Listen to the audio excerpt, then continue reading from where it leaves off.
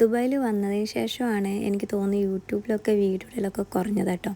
അതിന് മുന്നേ ഒക്കെ വീക്കിലി ഒരു 2-3 വീഡിയോസൊക്കെ ഇട്ട് ഫുൾ ആക്റ്റീവായിട്ടുള്ളൊരു അക്കൗണ്ടായിരുന്നു.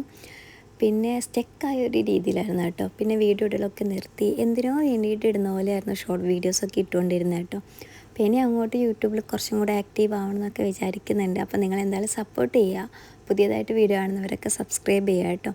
അപ്പോൾ ഇന്ന് ഞാൻ മെട്രോ സ്റ്റേഷനിൽ വെയിറ്റ് ചെയ്ത് ഇരിക്കുന്ന എൻ്റെ ഫ്രണ്ടിനാണ്. ഞാൻ നാളെ നാട്ടിൽ പോവാണ്. അപ്പോൾ അവൾ എൻ്റെ ചേച്ചിയുടെ മോനും അനിയത്തിക്കൊല്ലം ചോക്ലേറ്റ് വാങ്ങിയിട്ടുണ്ട്. വരണം എന്ന് പറഞ്ഞിട്ട് ലാസ്റ്റ് മെട്രോനാണ് അവൾ ഓടിക്കയറി പോവുക കേട്ടോ. അപ്പം ഞാൻ അതും ഒരു ഹാപ്പി ആയിട്ട് ഇങ്ങനെ നടന്ന് പോവാണ്. ഓൾറെഡി പാക്ക് ചെയ്യാൻ സ്ഥലമില്ലാതെ ഇങ്ങനെ ഇരിക്കുമ്പോഴാണ് അവൾ വന്ന് ചോക്ലേറ്റൊക്കെ തന്നത്. അങ്ങനെ പാക്കിംഗ് എല്ലാം കഴിഞ്ഞു. മോർണിംഗ് ആണ് ഫ്ലൈറ്റ്. അപ്പോൾ മോർണിംഗ് എഴുന്നേറ്റു ടാക്സിക്ക് വെയിറ്റ് ചെയ്യാം കേട്ടോ. ടാക്സി ബുക്ക് ചെയ്തിട്ടുണ്ട്. അപ്പോൾ ഇങ്ങനെ സത്യം പറയാച്ചാൽ ബുക്ക് ചെയ്യുമ്പം കുറേ സമയം അവർ ക്യാൻസലിന് കാണിച്ചിട്ടാണ് പിന്നെ വന്നത് കേട്ടോ. പിന്നെ ഞാൻ എന്ത് ചെയ്യുമെന്ന് ഇങ്ങനെ വിചാരിച്ചിരിക്കുമായിരുന്നു. അടുത്താണ് എയർപോർട്ട്, ഒരു 5 മിനിറ്റ് പോലും ഇല്ല. എന്നാലും ഇതൊക്കെ എടുത്ത് നടന്നു വരുന്ന ബുദ്ധിമുട്ടല്ലേ. അങ്ങനെ നമ്മൾ എയർപോർട്ടിലെത്തി. എൻ്റെ ഒരു ഫ്രണ്ട് ഉണ്ടായിരുന്നു കേട്ടോ. അപ്പോൾ എന്നെ കൊണ്ടുവിടാനും പിന്നെ അവിടുന്ന് ചെക്കിങ് ചെയ്യാനും ഒക്കെ എൻ്റെ ഫ്രണ്ട് കൂടെ ഉണ്ടായിരുന്നു. പിന്നെ ചെക്കിംഗ് ഒക്കെ ചെയ്ത് കഴിഞ്ഞു. ഞാൻ ഉള്ളിലോട്ട് വന്നു. ഇവിടുന്ന് പിന്നെ പോസ്റ്റ് ആയപ്പോൾ വാഷ്റൂമിലൊക്കെ വന്നു. ഇവിടെയൊക്കെ ഇങ്ങനെ നോക്കി കേട്ടോ.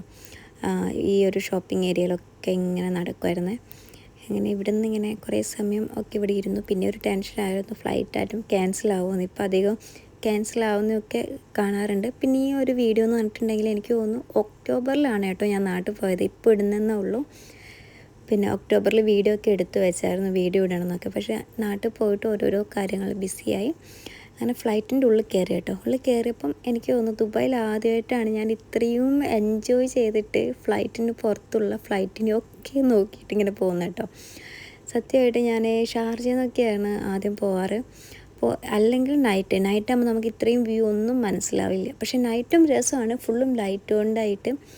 പക്ഷേ ഇന്ന് നല്ല രീതിയിൽ ഞാൻ ദുബായിൻ്റെ പുറമൊക്കെ കണ്ടു. അങ്ങനെ ഫൈനലി ഒരു ഉറക്കമെല്ലാം ഉറങ്ങി എഴുന്നേറ്റ് കേട്ടോ. ഇത് ഉറങ്ങി എഴുന്നേറ്റപ്പോൾ നമ്മൾ നാടെത്താനായുള്ളൊരു ഫീലിങ്സ് ആയിരുന്നു. പിന്നെ പുറത്ത് നോക്കിയപ്പോൾ ഒരു പച്ചപ്പൊക്കെ കണ്ടപ്പോൾ ആ നാടെത്തിയെന്ന് വിചാരിച്ചേട്ടോ. ഞാൻ ദുബായ് ടു കണ്ണൂരാണ് വരുന്നത്. പിന്നെ ഈ ഒരു പ്രാവശ്യം എൻ്റെ അമ്മ വരുന്നുണ്ട് കേട്ടോ എയർപോർട്ടിൽ കൂട്ടാൻ വേണ്ടിയിട്ട്. എപ്പോഴും അമ്മയ്ക്ക് സർപ്രൈസ് ആയിട്ടാണ് ഞാൻ പോവാറ്. പക്ഷേങ്കിൽ എനിക്കെന്തോ അമ്മ വരണം. ഞാൻ ഈ അടുത്തായിട്ട് അമ്മയോട് പറഞ്ഞു, അമ്മയും കൂടെ എയർപോർട്ടിൽ വാ, ഒരു രസമല്ലേ എന്ന് പറഞ്ഞു കേട്ടോ. അമ്മ ഇങ്ങനെ പുറത്ത് കാത്തിരിക്കുമ്പോൾ നമ്മൾ ഏറ്റവും കൂടുതൽ നാട്ടിലൊക്കെ പോവുകയാണെങ്കിൽ നമ്മൾ അച്ഛനും അമ്മേനൊക്കെ കാണാൻ വേണ്ടിയിട്ടാണ്. അപ്പം തന്നെ അവർ വന്നു. ആദ്യം ഇങ്ങനെ സർപ്രൈസായിട്ട് ചേച്ചിയും ചേട്ടൻ കുഞ്ഞിയാണ് വരല്, ചേച്ചിയുടെ കുഞ്ഞിയും കൂടി ആയിട്ട് വരല്. അപ്പം ഇന്ന് ചേച്ചിയുടെ കുഞ്ഞി, എൻ്റെ അനിയത്തി, എൻ്റെ അമ്മ ഒക്കെ വന്നിട്ട് അപ്പം തന്നെ ഭയങ്കര ഹാപ്പി ആയിരുന്നു. പിന്നെ എങ്ങനെയെങ്കിലും ഇനി വീടെത്തിയാൽ മതി എന്നായിട്ടോ. സത്യം പറയാച്ചാൽ എപ്പോഴും ഞാൻ തിരിച്ചു പോകുമ്പോൾ വിചാരിക്കും ഈ നാട്ടിൽ സെറ്റിലാവണം, തിരിച്ച് വരില്ല എന്ന്.